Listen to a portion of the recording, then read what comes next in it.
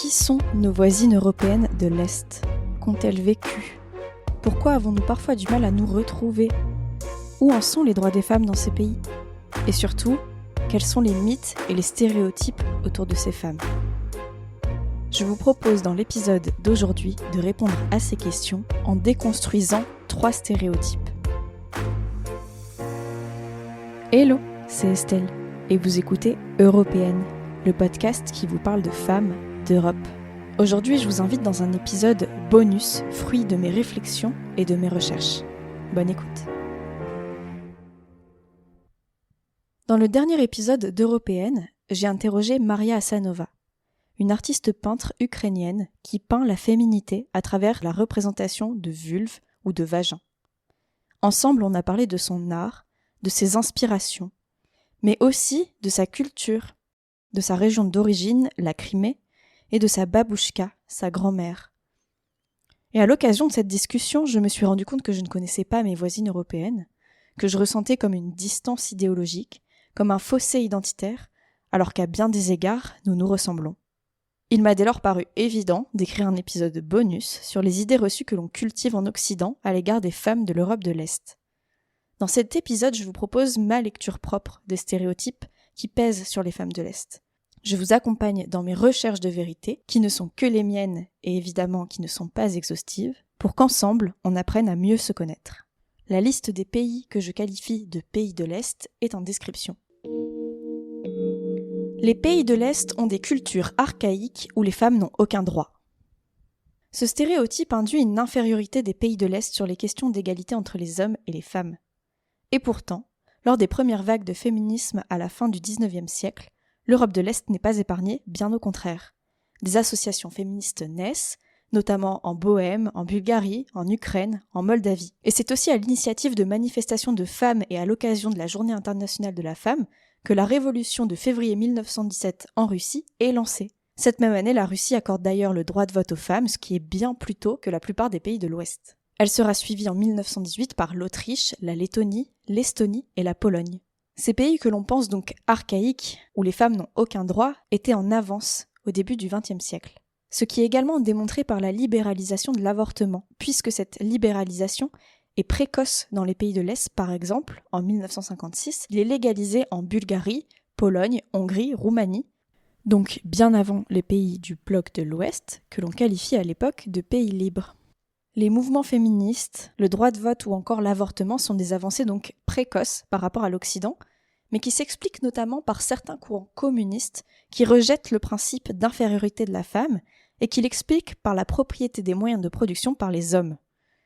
Ainsi, l'égalité des sexes fait partie de l'idéologie communiste. Intégrer les femmes comme l'égale de l'homme, dans la sphère professionnelle notamment, permettra à celle-ci de prendre une place dans les plus hautes sphères. Par exemple, les sphères stratégiques, comme l'astronaute russe Valentina Tereshkova, qui est la première femme astronaute.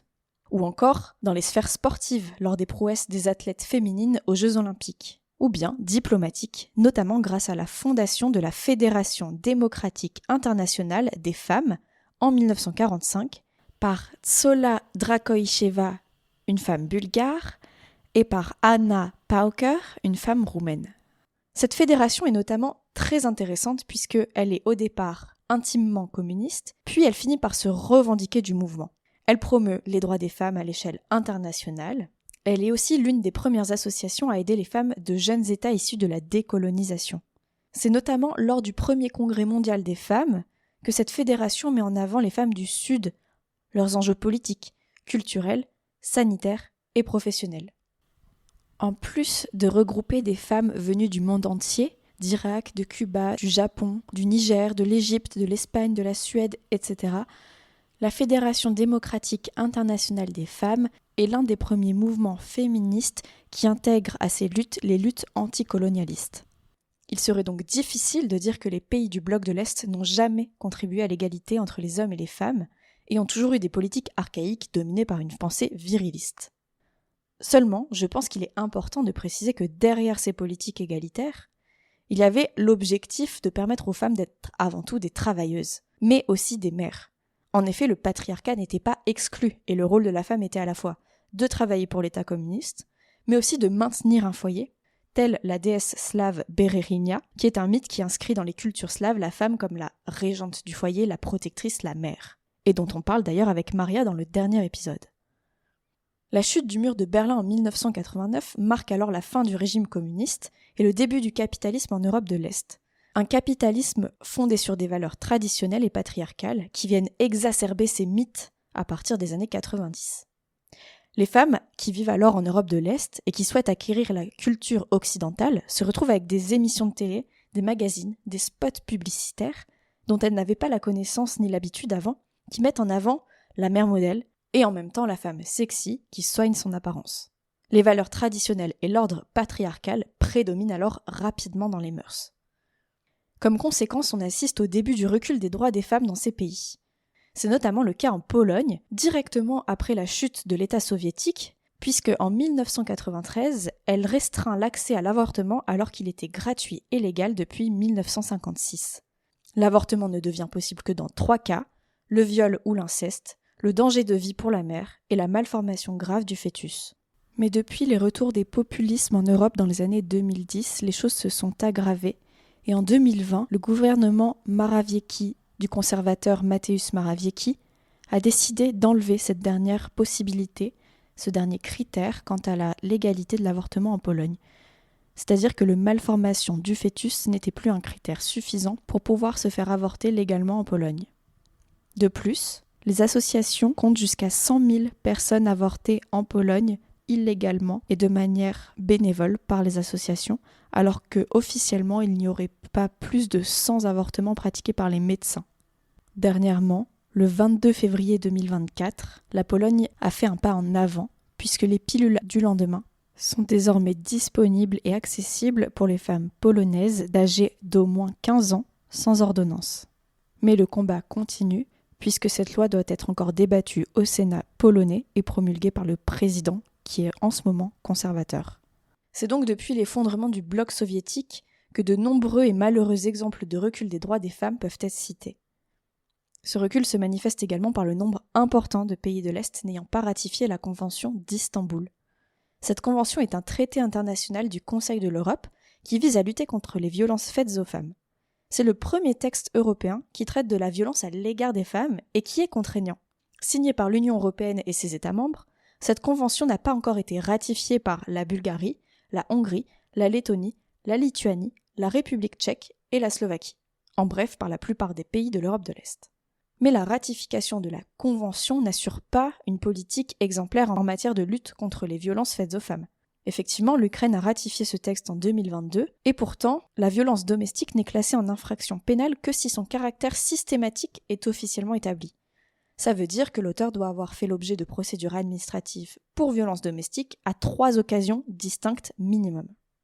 On peut aussi parler de ce recul des droits des femmes en 2021 en Turquie, puisque Erdogan, qui avait ratifié le traité, a décidé de le quitter et donc de faire fi des règles contraignantes indiquées par la Convention. Parmi ces règles contraignantes, on retrouve l'obligation d'incriminer plusieurs infractions comme la violence psychologique, le stalking, la violence physique, sexuelle, y compris le viol et tout acte non consenti, le mariage forcé, les mutilations génitales féminines, l'avortement forcé, la stérilisation forcée. La Convention comprend également un article visant les crimes commis au nom de ce qu'on appelle l'honneur. Un des reculs les plus impressionnants en matière de lutte contre les violences faites aux femmes est offert par la Russie, qui n'est évidemment pas signataire du traité, et qui en 2017 vote l'allègement des peines pour les violences commises au sein du cercle familial, remplaçant les 2 ans de prison jusque-là encourus par une simple amende. Ce vote serait justifié par le fait que les violences domestiques relèvent du droit civil et non pas du droit pénal. La réduction des droits accordés aux femmes se prolonge par l'oppression des communautés LGBTQIA+, dans ces pays. Effectivement, ces communautés sont fortement réprimées dans de nombreux pays de l'Europe de l'Est, alors que l'homosexualité est légale pour tous les pays membres de l'Union européenne. De nombreux pays de l'Est, membres de cette union, ne reconnaissent pas officiellement les relations homosexuelles, c'est-à-dire que, administrativement parlant, 2 hommes ou 2 femmes ne peuvent pas être en concubinage. Parmi ces pays, on retrouve la Bulgarie, la Lettonie, la Lituanie, la Pologne, la Roumanie, la Slovaquie. La Russie, quant à elle, n'étant pas membre de l'Union, a délibérément choisi une politique hostile aux personnes homosexuelles, puisqu'en 2022, elle interdit, je cite, « la promotion de relations sexuelles non traditionnelles auprès de tous les publics par le biais de tous les moyens. Autrement dit, depuis 2022, il est interdit de parler dans les médias, sur les réseaux sociaux, à l'école ou dans la presse de relations entre deux hommes ou deux femmes. Le droit des femmes en Europe de l'Est ont donc été rapidement acquis au début du XXe siècle grâce à la pensée communiste. La femme était l'égale de l'homme, surtout dans la sphère professionnelle. Seulement le patriarcat n'était pas aux abonnés absents et a régi les relations familiales et culturelles des femmes de ce pays. De plus, avec l'effondrement du communisme et du bloc de l'Est, les populations de ces pays ont renforcé leurs valeurs virilistes et traditionnelles, mises en avant par les systèmes capitalistes venus de l'Ouest. L'implémentation des rôles genrés, tant au niveau professionnel que culturel, s'est donc accentuée et le recul des droits des femmes est plus que jamais un sujet pour nos voisines. Les femmes de l'Est sont cantonnées à l'espace privé. Ce deuxième préjugé est prégnant. Et comme nous venons de l'entendre, historiquement, les femmes de l'Est ont eu accès à une sphère professionnelle plus rapidement que les femmes de l'Ouest. Il est donc facilement remis en cause. En réalité, le mythe de la mère au foyer est donc davantage vérifiable en Europe de l'Ouest après la Deuxième Guerre mondiale. L'autrice polonaise Grażyna Plebanek raconte notamment, dans l'ouvrage « Filles de l'Est, femmes à l'Ouest », le jour où elle et ses camarades se sont moqués d'une jeune fille de leur classe qui avait révélé que sa mère ne travaillait pas et qu'elle restait à la maison. De plus, malgré les écarts de rémunération calculés par Eurostat en 2021 qui s'élèvent notamment jusqu'à 20,5% en Estonie, certains pays de l'Est comptabilisent quasiment autant de femmes actives sur le marché du travail que d'hommes. C'est notamment le cas de la Lituanie, où l'écart est le plus faible en Europe, puisque 76% des femmes travaillent en 2021 contre 78% des hommes, soit un écart de 2%, alors que l'écart est de 6% en France en 2020. Dire que les femmes de l'Est ne sont pas actives et restent cantonnées à la sphère privée est donc une erreur. De plus, elles investissent également les fonctions politiques, notamment grâce à une culture plus égalitaire en politique, puisque le régime communiste avait de nombreuses femmes dans les administrations publiques. En effet, l'Estonie a pour chef d'État et chef de gouvernement 2 femmes. En Moldavie, une femme pour la première fois a remporté l'élection présidentielle en 2020. Et en Slovaquie, Zuzana Čaputová a su faire ses preuves en tant que présidente. Peut-être devrions-nous prendre exemple en Occident. Les filles de l'Est sont soumises, elles sont prostituées ou bonnes épouses.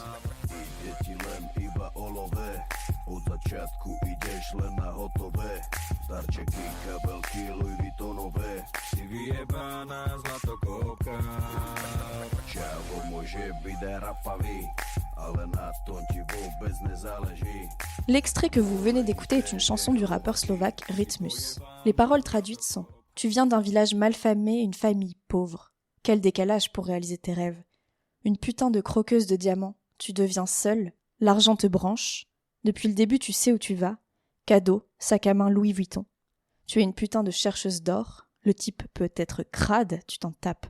Pourvu qu'il soit plein de blé, une putain de michetonneuse tu es. » Ce rapport participe donc à alimenter le stéréotype des filles de l'Est, des filles faciles qui cherchent un homme riche pour être entretenues et qui ne capitalisent que sur leur beauté.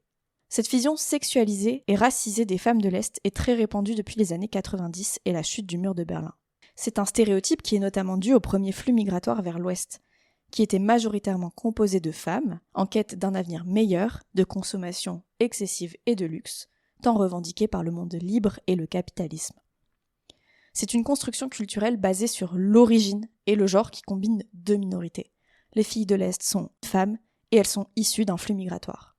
En construisant cette identité de filles de l'Est, on induit qu'une féminité supérieure existe. De plus, malgré la diversité des flux migratoires et des raisons qui ont poussé ces femmes à partir, on englobe la féminité de toutes les nations qui proviennent de l'Est malgré la différence de culture et d'histoire. À la genèse de cette expression, il y a en fait la prostitution. Et le fait d'englober toute une population qui serait déviante permet de qualifier la chose comme problématique et d'identifier de quel groupe on parle. Par exemple, il est très clair que l'on parle des prostituées qui viennent de l'Est dans l'article du Monde publié en 2000 intitulé « Les prostituées lyonnaises s'inquiètent des filles de l'Est ». C'est donc à partir de cette définition, basée sur la prostitution, que des attributs naïfs, dociles et de beauté sont donnés à ces femmes. Des arguments qui flirtent avec les agences matrimoniales, qui profitent de ces flux migratoires et de ces femmes en quête d'une vie meilleure pour satisfaire leurs clients masculins. En effet, ces attributs répondent aux injonctions du patriarcat. Il s'agirait de femmes pauvres, venues en Europe sous la contrainte, obligées d'exercer ce métier et de fuir la pauvreté. Le départ du pays d'origine et la prostitution ne sont jamais présentés comme des choix.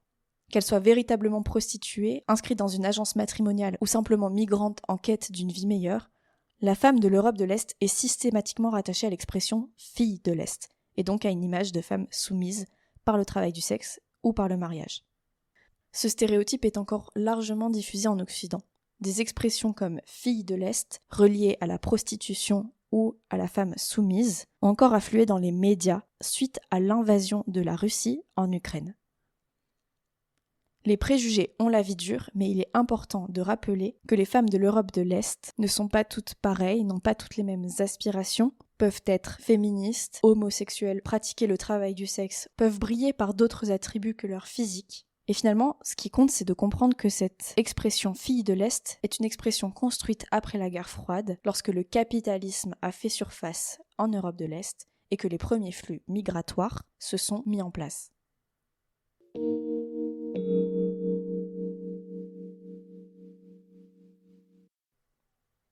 Et voilà, c'est la fin de cet épisode bonus intitulé « Filles de l'Est, des femmes d'Europe aux multiples stéréotypes ». J'espère que l'épisode vous aura plu. Si vous voulez creuser le sujet et connaître mes sources, je vous invite à regarder la description. Si vous voulez simplement m'encourager dans le podcast et manifester votre enthousiasme, je vous laisse mettre une note dans votre application d'écoute préférée. Et enfin, si vous connaissez une femme de l'Europe de l'Est qui vous inspire particulièrement et que vous souhaiteriez entendre au micro d'Européenne, n'hésitez pas à m'écrire sur Instagram. En attendant le prochain épisode, je vous dis à très vite.